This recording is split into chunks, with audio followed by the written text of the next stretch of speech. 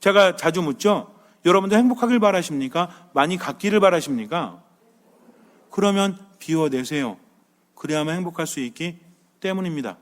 이거는 어쩔 수 없어요. 우리가 모두 안다라고 하지만 아는 지식과 실천하는 지혜는 다르기 때문에 그래요.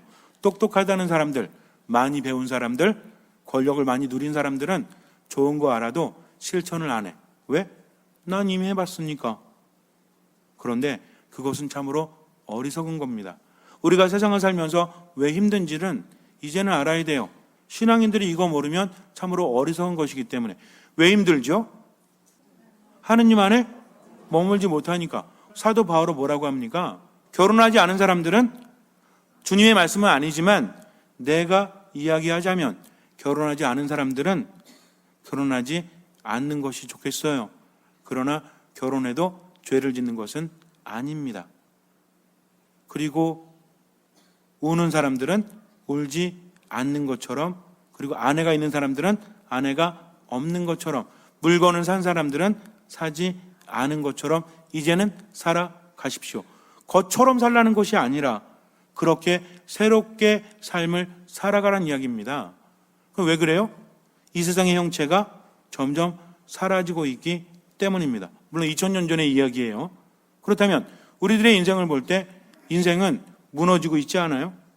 내가 하루를 산다는 것은 이제 내가 이 형체를 살 날이 하루가 줄었다는 것을 의미합니다. 근데 자꾸만 줄어가고 있는데 인생은 뭐만 추구해? 자꾸만 쓸데없는 것만을 추구하고 있으니 내 안에 영혼이 신호를 줍니까 안 줍니까? 신호를 주는 거예요. 어떤 형태로 주는지 알아요? 악몽의 형태. 꿈자리가 뒤숭숭해. 이거 어디 가야 돼? 꿈 해몽? 어디 가야 돼요? 하느님께 가야 하는 겁니다. 모든 것들이 신호기 때문에 그래요. 근데 영혼이 알려줬거든. 야, 너 지금 쓸데없는 것만 갖고 채우지 말고 영혼을 채워. 그래야만 행복할 수 있거든. 했는데 나는 어디가? 오히려 영혼이 상하는 점집이나 가. 아무렇지도 않게. 정말 중요할 때 하느님께 매달리지 않아. 왜? 애가 태어났는데 이름을 줘야 되는데 그래도 이름을 잘 줘야죠. 그러면 주변에 이름 잘 줘가지고 다 잘 됐어요? 아니 왜 이렇게 멍청합니까? 왜 이렇게 똑똑하지 못합니까? 그냥 불안하니까 아무거나 하는 거야. 물에 빠진 사람이 뭐 잡듯이? 지푸라기 잡듯이. 여러분들 어렸을 때 주변에 정말 비싼 돈 주고 이름 지은 분들 있죠? 다 잘 됐어요? 아니거든. 근데 나는 왜 자식을 낳으면, 손주를 낳으면 그럽니까? 그리고 또 어때? 이사 갈 때도 뭐 잡아? 집축복? 뭐 잡아? 길을 잡죠? 손 없는 날. 그러면 손 없는 날 이사 간 사람들 다 잘 됐어요? 제가 늘 말하죠. 이름 지을 때 그러면 한자가 잘 안 맞는다. 그럼 빌 게이츠 어떡하라고? 워런 버핏은 어떻게 하죠? 우리는 하나만 알고 둘은 알지 못합니다. 어려움부터 두려움에 쌓여가지고. 그러니까 부적 붙이면 이 부적 띄면 천벌 받는다고 누구 불러? 그때서야. 그때도 신부 불러가지고 부적 띄워달라고. 왜? 신부는 번개 맞아도 되거든. 이런 게 아니잖아요. 그러니까 여러분들 정말 제가 답답해서 말씀드리는 겁니다. 왜 두려워하십니까? 하느님의 영을 가지신 분들이 내가 죄를 설사 진다고 할지라도 내 인원은 지워지지 않아요. 어떤 분들이 말해요. 세례는 받았는데 죄가 많아서 그렇대요. 내가 세례 받아서 하느님의 영이 나를 보호해 주시긴 하시지만 내가 죄를 지으니까 이 영이 흐려지니까 귀신이 무섭대. 절대 안 그래요. 우리가 죄가 있을지라도 하느님의 영은 우리와 함께 하십니다. 걱정할 필요 있어요, 없어요? 그리고 귀신은 누구한테 붙어? 겁내는 사람한테 붙어요. 왜? 안 겁내는 사람한테는 가봤자 얻어먹을 게 없거든. 무서워하니까 어때? 여러분 생각해 보세요. 우리 아이들이 삥 뜯는다고 하죠? 삥 뜯는다. 그래서 돈 뺐잖아요, 애들. 그러면 만만한 애들 거 뺏어요? 아니면 강한 애들 거 뺏어요? 한 번 주고 끝날 것 같아? 한 번 뺏기면 계속 뺏기는 거예요. 그러니까 어떻게? 절대로 빼앗기면 안 되죠. 신부님 그게 쉽나요? 누가 쉽대요? 인생을 제대로 봐야죠. 사탄한테 삥 뜯기지 마세요. 그러니까 앞으로는 오로지 누구만? 하느님만. 오로지 누구만? 하느님만 바라보면서 그분 안에 머물도록 하세요. 그리고 무당이 협박하면 저한테 전화번호 알려주세요. 뭐 시인을 모시고 있든 모시지 않든 뭔 상관이야. 우리는 세례 때 하느님의 영을 받았는데 뭘 두려워하십니까? 그러니까 앞으로 뗄 부적이 있으면 제가 싸게 커피 한 잔에 떼어드릴 테니까 저한테 말씀하시고, 이제부터는 하느님 안에 온전히 머물고 다른 거 신경 쓰지 말고 뭐만 생각한다? 하느님 안에 머무는 거. 내 삶에 힘겨움이 있는 이유는 한 가지 때문에 그래요. 하느님 안에 머물지 못하고, 그러다 보니까 뭐가 갈라져? 아까도 이야기했지만 사도 바오로가 이야기한 건 뭐냐면 결혼하지 말라는 게 아니에요. 중요한 건 뭐냐? 결혼을 하게 되면 하느님을 향한 마음이 어떻게 된다? 갈라진다. 그래서 우리에게 뭐라고 합니까? 그는 마음이 갈라집니다. 즉 갈라지는 마음 때문에 힘들다는 거죠. 디비소 코르데라고 그래요. 그래서 갈라지지 않는 마음은 인디비소 코르데라고 합니다. 누구만 바라보는 거야? 하느님만 바라보는 거죠. 중심을 제대로 잡아야지. 예를 들어서 우리 그런 경우 있죠. 한쪽 발은 이쪽에, 한쪽 발은 이렇게 놓고 있는데 얘가 점점 벌어져. 그럼 어떻게 돼요? 가랑이가 찢어지죠. 그러니까 어떻게 해야 돼? 빨리? 어떻게? 땡겨? 한쪽을 선택해야 돼요. 그러니까 중심은 어디에 둔다? 하느님께 두고 세상을 살아가는 거죠. 세상의 모든 것들을 누구 안에서 해석한다? 하느님 안에서. 그러니까 고통이 있어도 어떻게? 무슨 뜻이 있겠지? 하느님 제가 뭘 깨달아야 됩니까? 하고 누구처럼? 어린아이처럼. 예수님께서 어린이처럼 되지 않으면 하느님 나라에 들어갈 수 없다고 했죠. 근데 앞에 뭐가 붙어요? 회개하여 어린이처럼 되지 않으면. 회개라는 게 뭐죠? 저 잘못했어요. 앞으로 거짓말 안 할게요. 앞으로 물건 안 훔칠게요. 앞으로 남욕 안 할게요. 이것도 회개지만 회개는 근본적으로 뭡니까? 방향을 바꾸는 거예요. 하느님 안에서 살아가다가 딴 데 갔죠? 잘못됐네? 길을 바꾼다. 메타노이아. 이게 뭡니까? 이게 회개예요. 그러니까 삶의 흐름을 바꾸지 않는 건 회개가 아니에요. 순간순간 뭐 잘못했어요? 이건 그냥 뉘우침이지, 회개는 근본적으로 뭐다? 삶의 방향을 바꾸는 거다. 그동안 불평했고, 그동안 자기 중심으로 살아갔다면, 그동안 소유 중심으로 살아갔다면, 이제는 누구 중심으로? 하느님 중심으로 그렇게 살아가십시오. 나머지는 저절로 받게 돼요. 왜? 하느님은 우리를 나 자신보다 사랑하시고 더 잘 아시기 때문입니다. 예수님께서 말씀하시죠. 이 어린이처럼 자신을 낮추지 않으면 하늘나라에 들어갈 수 없다라고 하십니다. 그러니까 예수님께서 말씀하신 어린이는 땡깡 부리는 어린이가 아니에요. 어떤 어린이입니까? 자신을 낮춘다. 왜? 자기 자신을 알기 때문에. 부모 없이는 살아갈 수 없죠. 예수님 시대의 어린아이들은 지금이랑 달라요.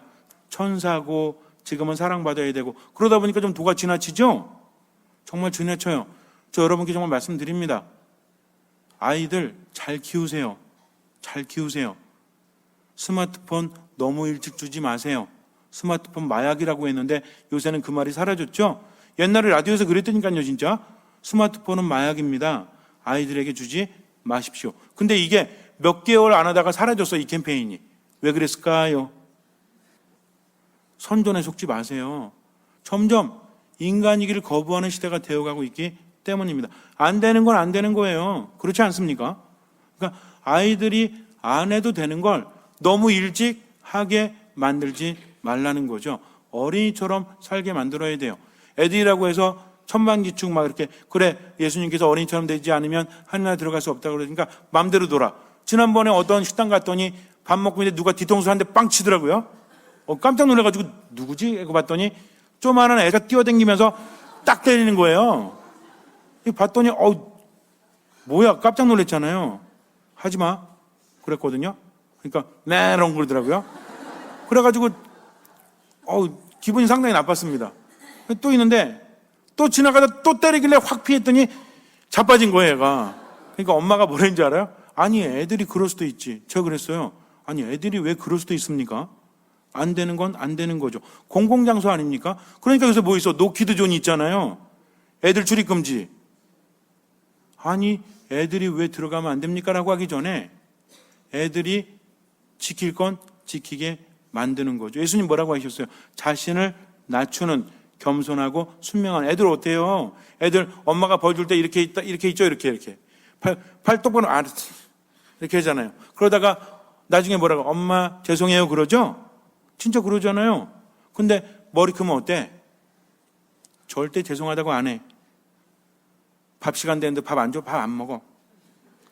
그러니까 예수님이 말씀하신 어린아이의 기준은 어디까지냐면 저는 기준을 정했습니다. 요 성당 밖에 저랑 수녀님 서 있거나 또는 어느 집에 딱 찾아갔을 때 엄마가 시켜요. 자, 시모님한테 배꼽 인사해야지. 그러면 애들이 나와가지고 시모님 안녕하세요 이러잖아요. 그죠? 얘까지 어린애야. 근데 인사 안 하려고 삐둥대면 뭐야? 이거 어린이 아니에요. 이제 나이에 따라. 왜? 어린아이들은요 자기가 싫어도 엄마가 하라고 하면 합니다.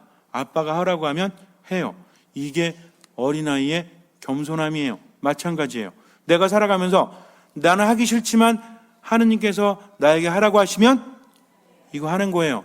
이것이 바로 겸손이요. 이것이 바로 순명입니다. 그래서 믿음이라는 것은 그렇게 나아가야 하는 거죠. 신앙 안에 머무는 사람은 새로운 눈으로 바라보니까 잘 자, 잘 놀아, 잘 먹어. 그러니까 행복하죠. 안 그런 사람은 어때? 어린아이처럼 그러지 않으니까 갖지도 못할 것에 대해서 고민하고 힘들어하면서 비참하게 살 수밖에 없죠. 그래서 하느님 안에 머무는 사람은 어린이처럼 자신을 낮추는 사람이요. 누구의 영광을 위해서? 하느님의 영광을 위해서 지금을 살아가니까 삶이 무거워요, 가벼워요? 가벼울 수밖에 없죠. 왜? 필요한 것만 나에게 있으면 되니까. 다시 생각하세요. 어차피 우리는 태어나서 죽어요. 살아가면서 아무리 많이 가져도 먹는 데 필요한 거, 입는 데 필요한 거, 또 자는 데 필요한 거, 또 쌍시옷 아예 필요한 거, 또 뭐 있죠?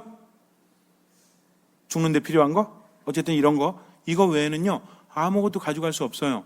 그러니까 온전히 깨닫지 못해도 되뇌이십시오. 삶이 힘들어질 때 그래 쓸데없는 것에 매이지 말자. 지나간 곳에 더 이상 연연해하지 말자. 하느님 저를 도와주십시오 하면서 겸손하게 뭐합니까? 기도한다는 거죠. 그래서 다시 정리합니다. 어린이처럼 자신을 낮추는 사람은 순간순간 힘들어질 때 뭐하는 사람? 기도하는 사람이에요. 그러면 하느님께서 그 순간을 통해서 치유하시고 힘을 주십니다. 혼자 괜히 쓸데없이 참아내야 돼, 참아내야 돼. 그러지 마세요. 뭐 하세요? 기도하세요. 기도하시기 바랍니다. 그래서 미사 말씀 기도 가운데 온전히 머물면서 뭐가 갈라지지 않도록 하느님께 세상 이렇게 두고 자꾸 갈라지지 않도록 누구에게 마음을 둔다? 하느님께 마음을 두고 세상 것이 내 것이 아니라면 흘려보내세요.